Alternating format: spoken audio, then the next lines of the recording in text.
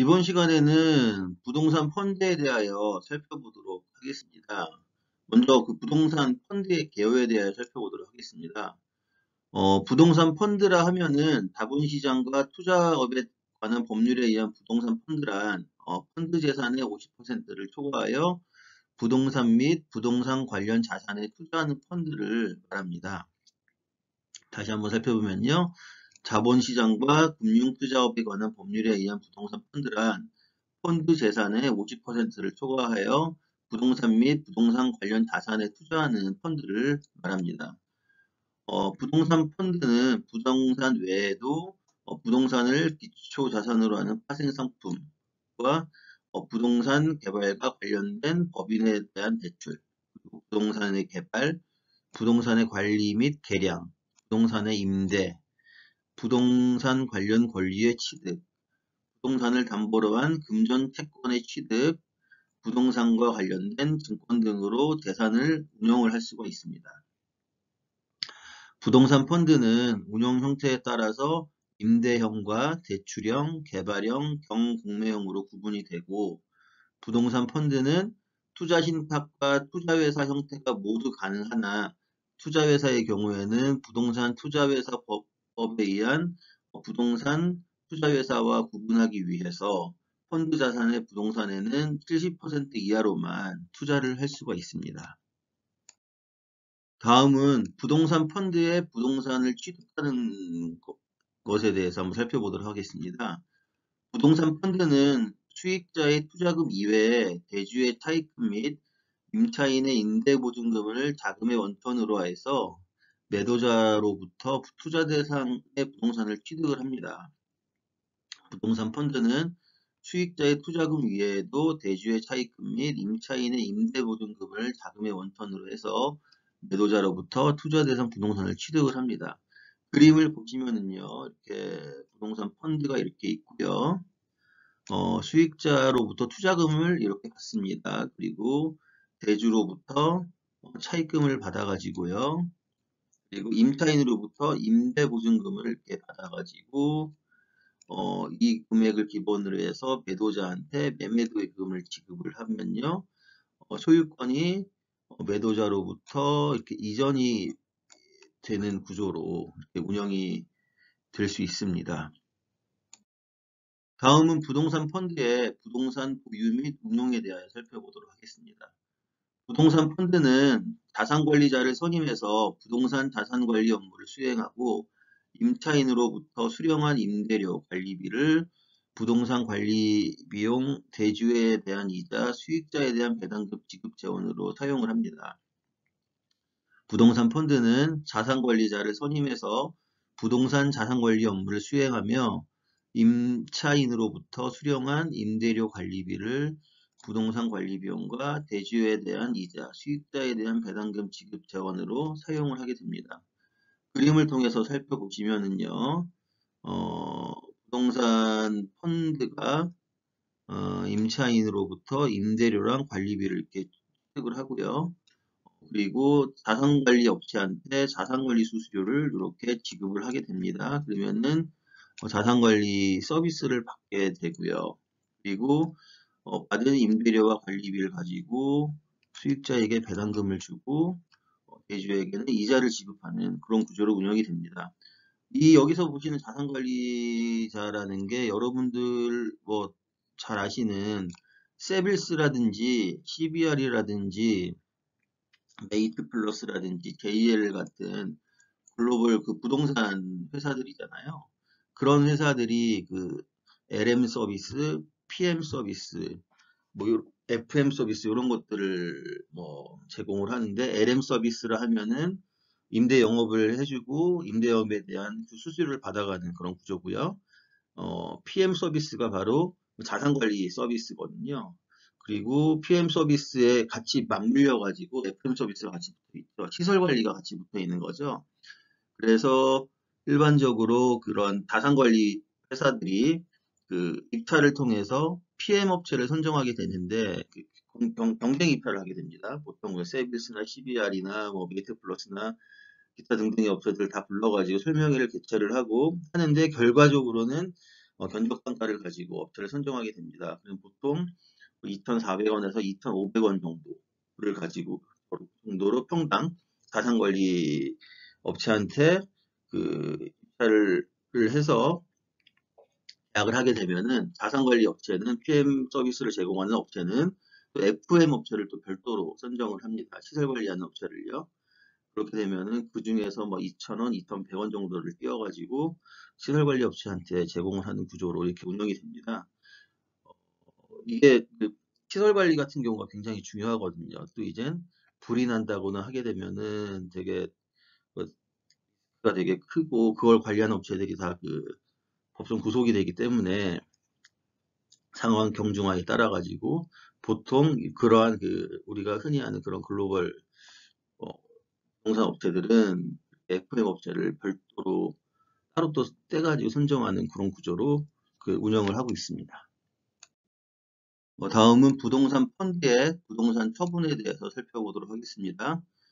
부동산 펀드는 투자 대상 부동산의 매수자로부터 수령한 매매 대금으로 임차인의 임대보증금, 대주의 타입금, 수익자의 투자금을 반환하게 됩니다. 부동산 펀드는 투자 대상 부동산의 매수자로부터 수령한 매매 대금으로 임차인의 임대보증금, 대주의 차입금, 수익자의 투자금을 반환을 하게 됩니다. 보시면은 부동산 펀드가 이렇게 있고요.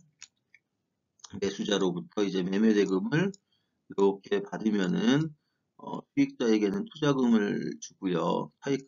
대주에게는 타입금을 지급을 하고 임차인에게는 뭐 임대보증금을 이렇게 지급을 하는 그런 구조로 운영이 된다라고 할 수 있겠습니다.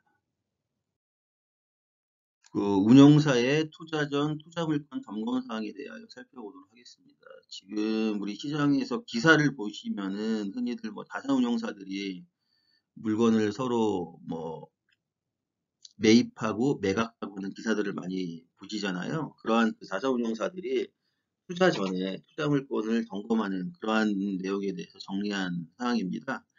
같이 한번 보시면요. 여기 투자 물건 체크리스트라고 해가지고 정리가 되어 있는데요. 한번 살펴보도록 하겠습니다.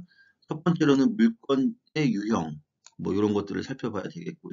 물건의 물류센터에 대한 입지를 살펴봐야 되겠고, 기본 가치를 살펴봐야 되겠죠. 물건에 대한 퀄리티라든지 설계라든지 효용성 등에 대해서 살펴봐야 되겠고요.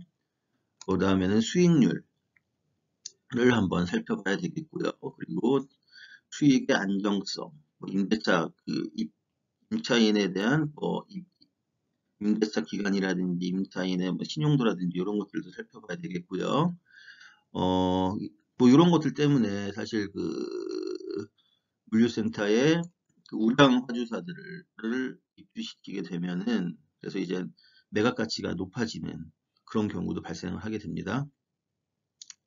그 다음에는 뭐 테넌트 풀이라든지 운영 방식이라든지 운영 비용 그런 것들에 대해서도 한번 살펴봐야겠고요. 또 자본적 지출에 대해서도 살펴봐야 되겠죠. 개보수 주기라든지 리뉴얼 필요성이라든지 이런 것들도 좀 봐야 되겠고요. 최근에 이제 입찰한 물류센터가 하나 있는데 메인 매각으로요.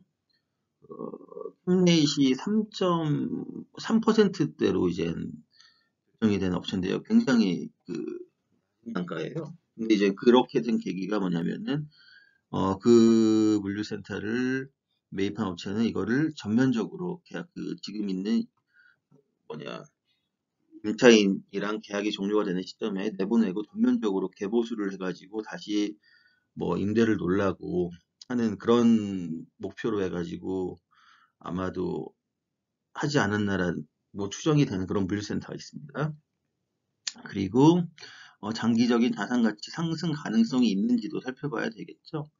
물류센터에 투자를 하는 목적은 제가 이제 첫 시간에 한번 말씀드린 바와 같이 물류센터를 개발하는 목적이 그 물류센터를 좋은 입지에 좋은 물류센터를 건축을 해서 좋은 화주사를 유치해서 좋은 값에 매각을 해서 큰 수익을 남기는 거라고 쉬운 말로 제가 한번 말씀을 드린 적이 있습니다.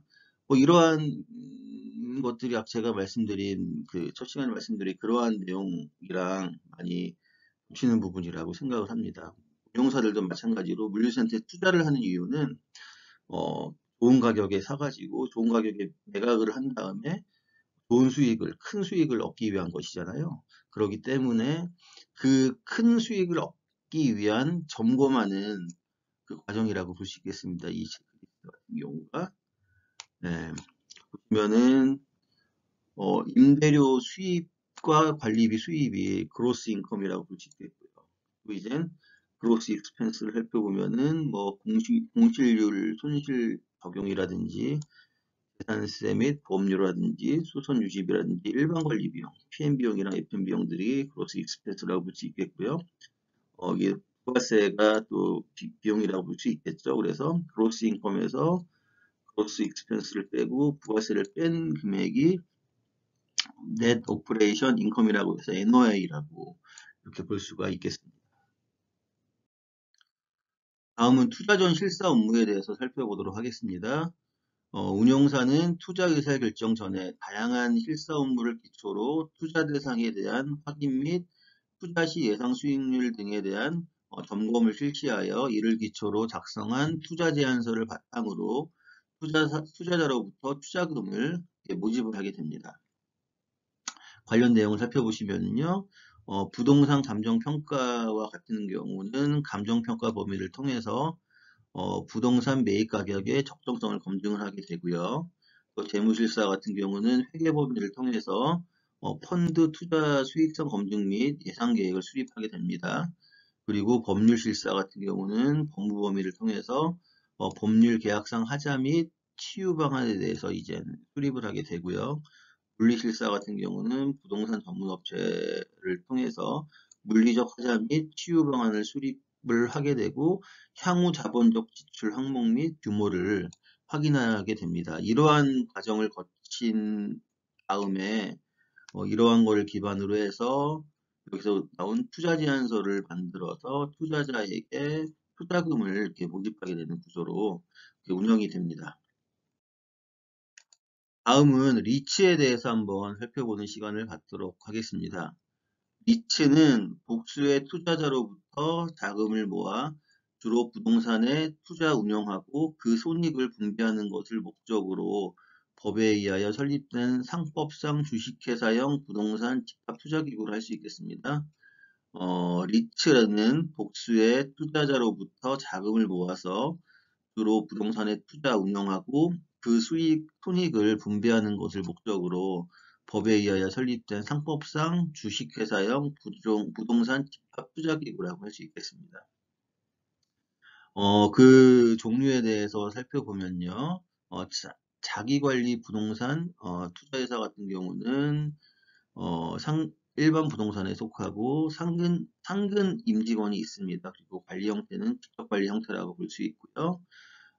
위탁관리 부동산 투자회사 같은 경우는 부동산 유형은 일반 부동산에 속하고 상근 임직원은 없고 관리 형태는 위탁관리형으로 형태로 운영하고 있는 것으로 볼 수 있고요. 또 기업 구조조정 부동산 투자회사 같은 경우는 뭐 부동산 유형은 기업 구조조정이고 상근 임직원은 없고 마찬가지로 관리 형태는 위탁관리 형태라고 볼 수 있습니다. 그 특징을 한번 살펴보시면요. 간접 집합투자기구인데요. 직접 투자는 투자자가 사업성 및 수익성 있는 투자 대상 부동산을 직접 발굴하여 위험 수익 구조의 분석 및 해지를 고안하여 투자하는 반면에 간접 투자는 투자금을 모집하여 전문적인 투자기관을 통해 투자 운용하게 됩니다. 그렇기 때문에 간접 집합 투자기구라고 볼 수 있고요. 상법상 주식회사로 볼 수 있습니다. 부동산 투자 신탁임에도 불구하고 상법적으로는 주식회사 형태를 띠게 되고요. 또 부동산 투자회사의 목적을 한번 살펴보시면요. 일반 국민이 부동산에 간접 투자할 수 있는 기회를 확대를 하고 부동산 시장의 투명화, 가격 안정화 등을 통한 건전한 투자를 활성화를 하고요. 부동산 유동화를 용이하게 함으로써 부동산 보유기업의 재무구조 개선을 촉진을 할 수가 있겠습니다. 저도 얼마 전 작년에 그 물류부동산을 물류부동산 리츠가 하나 탄생을 했었죠. 상장을 했었죠. 상장. 그래가지고 이제 공모주를 모집을 했는데, 저도 이제 이쪽 물류센터 투자 개발 쪽에 근무를 하기 때문에 한번 그쪽에 이제 얼마 안 되지만 조금 이렇게 투자를 해가지고 아직 주식을 가지고 있는 게 있는데요. 다른 일반 그 리츠 기업 같은 경우는 그렇게 그 많은 이게 많이 올라가진 않았는데, 지금 제가 투자한 물류 부동산 전문 기업 같은 경우는 주식이 그래도 처음에 상장했을 때 비교해가지고 꽤 많이 올라갔더라고요. 그만큼 뭐 물류 부동산이 뭐 아직까지는 좀 유망한 그런 산업인 거는 확실한 것 같습니다. 부동산 투자회사의 의의는 뭐 다음과 같습니다. 첫 번째로 리츠는 안정적 배당을 통해 수익률을 극대화가 가능합니다. 대체 투자 상품이자 부동산 간접 투자 상품인 리츠는 상장된 주식을 거래한다는 점에서 배당 수익 외에 주식 차익과 환차익을 취할 수 있는 장점이 있습니다. 대부분의 부동산 투자 회사는 순이익의 90% 이상을 배당할 경우 법인세를 면제받기 때문에 투자자를 위한 배당을 극대화를 하고 있습니다. 두 번째로 투명한 정보 제공, 지속적인 배당으로 시장이 급성장 중에 있습니다. 업무시설, 상가, 숙박, 주거, 물류창고 등 다양한 상품으로 구성이 되며 공시의무 등으로 투명한 정보가 제공이 되고 있고요. 금융위기 이후에 배당을 포함할 때 글로벌 리츠 지수의 연평균은 20%이고요. 그 외에 S&P의 글로벌 리츠 지수 같은 경우는 연평균 배당 수익률이 5.1%라고 할 수 있겠습니다. 리츠 배당 수익률은 국채 수익률보다 높아 장기 투자자의 매력적이라고 할 수 있겠습니다. 국가별 안전자산인 10년 국채 수익률 대비 리츠 배당 수익률은 최소 1.7% 이상 높은 것을 확인할 수가 있습니다. 보시는 그래프는 우리가 4주차 강의 때 한번 같이 살펴본 햄레이 추이입니다. 다시 한번 살펴보시면은요. 이게 그 파란색 그래프가 물류센터 관련된 그 물류센터 캡레이시고요. 밑에가 어, 서울 오피스 캡레이시입니다. 물류센터 캡레이트과 오피스 캡레이트의 차이가 뭐 2018년, 19년, 20년까지만 하더라도 뭐 1.4%, 1% 이상으로 이렇게 캡레이트이 큰 차이가 보였었는데 최근에 이제 그 투자가 되는 프라임급 자산 입찰가 기준으로는 뭐 0.5% 내외에서 그 캡레이 차이가 나는 것을 확인할 수가 있습니다. 다음은 리츠와 REF, 즉 부동산 펀드와의 그 차이점에 대하여 한번 살펴보도록 하겠습니다. 리츠와 부동산 펀드는 동일한 부동산 간접 투자 기구입니다. 다만 리츠의 주주는 부동산 투자회사의 집행이사로 부동산 운영에 관한 의사결정에 참여할 수 있는 차이점이 있다라고 할 수 있겠습니다. 한번 살펴보시면요. 투자자의 지위를 살펴보시면은 리츠는 주주 발기인이 될 수 있고요.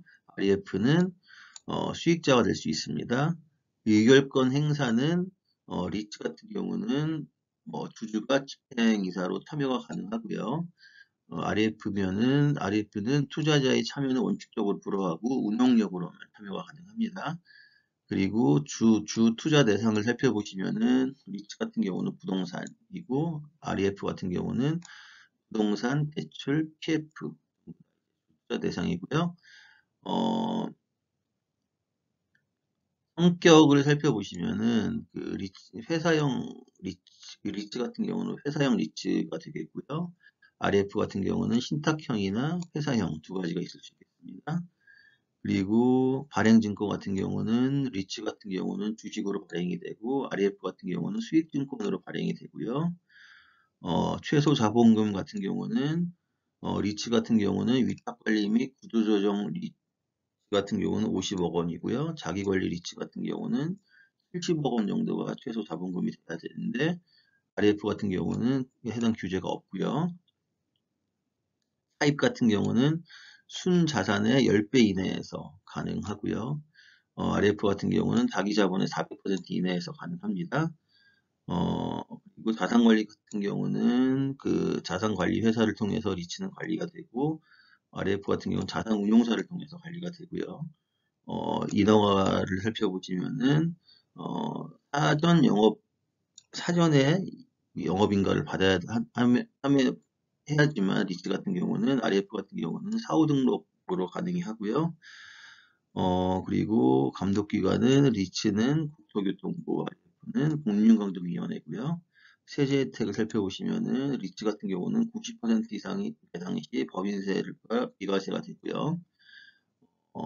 RF 같은 경우는 90% 이상 배당 시 법인세가 비과세가 되는 것을 확인할 수가 있습니다. 이번 장표에서는 프로젝트 파이낸싱 사례, 즉 PF 사례에 대해서 같이 한번 살펴보도록 하겠습니다. 본건의 그 대출 금액 같은 경우가 총 2,700억 원입니다. 이 중에서 선순위 대출이 1,900억 원, 중순위 대출이 570억 원, 후순위 대출이 230억 원입니다. 그래서 여기서 이제 그 선순위, 중순위, 후순위에 대해서 한번 설명을 드리도록 하겠습니다. 뭐 아시는 분은 잘 아시겠지만은 혹시 모르시는 분들을 위해서 한번 간단하게 설명을 드리면요. 전체적인 그 자산 구조가 이렇게 있다라고 치면은 이 밑에 이만큼이 자본금으로 보시면요. 이게 그 나머지 자본금으로 보시고 위에 이만큼이 대출 금액으로 보시면 됩니다. 이 대출 금액 중에서 이거를 세 가지로 쪼개서 보시면은요. 맨 위에 게 여기가 이제 돈을 그 이 프로젝트에서 부도가 나가지고 문제가 생겼을 때 돈을 가장 빨리 빼갈 수 있는 권리가 있는 선순위 대출이라고 볼 수 있습니다. 그리고 두 번째로는 여기는 이제 중순위 대출로 볼 수 있고요. 마지막으로 돈을 가장 늦게 빼갈 수 있는 그런 권리가 있는 대출이 바로 후순위 대출이라고 볼 수 있겠습니다. 그렇기 때문에 리스크가 가장 적은 게 선순위 대출이기 때문에 대출금리 역시 가장 낮습니다. 그리고 이제 중순위 같은 경우는 그 후순위보다는 대출금리가 낮지만은 선순위보다는 높은 구조로 가게 됩니다. 그리고 마지막으로 후순위 대출이 가장 리스크가 크기 때문에 대출금리가 가장 높다라고 할 수 있겠습니다. 수수료를 놓고 보셔도요. 선순위 대출 같은 경우는 1.5%, 중순위가 3.5%, 후순위가 7.5%인 걸로 봤을 때는 수수료도 차이가 있고요. 그리고 이자 수치는 매 3개월마다 손치하는 구조고요. LTV 같은 경우는 예상 매각가 약 3,800억 기준으로 선순위가 50%, 후순위가 65%, 중순위가 65%, 후순위가 71.5%로 구조되어 있는 그러한 프로젝트 파이낸싱 금융 조건이라고 할 수 있겠습니다.